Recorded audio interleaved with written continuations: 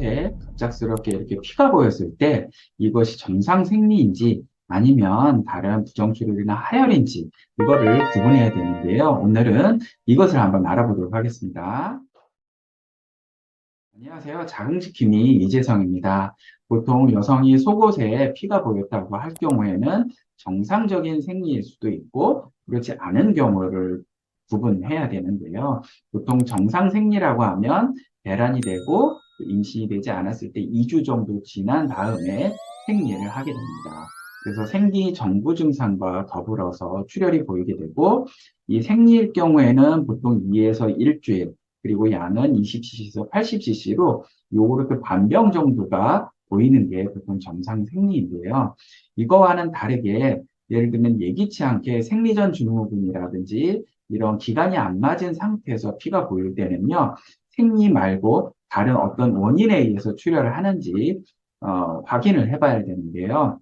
일단 산부인과에 내원하시면 두 가지를 고려해야 됩니다. 첫 번째로는 어떤 해부학적인 이상에 의해서 어떤 출혈을 하는지, 두 번째는 어떤 호르몬의 변화라든지 다른 염증에 의해서 출혈을 하는지를 확인하게 됩니다.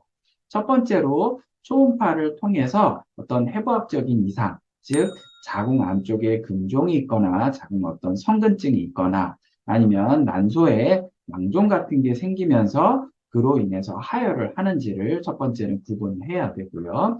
두 번째로는 어떤 해부학적인 이상이 없다라고 판단이 되면 어떤 호르몬이 난소 기능에 이상이 있거나 이런 것에 의한 건지 이 자궁 경부가 우리가 자궁 경부암 검사하는 부위가 가끔 염증이라든지 아니면 헐으면서 피가 보이는 경우가 있습니다. 이럴 경우에도 하혈인데 첫 번째로는 초음파상 다른 근종이 없고 그 다음에 자궁 경부에 다른 출혈이 없다.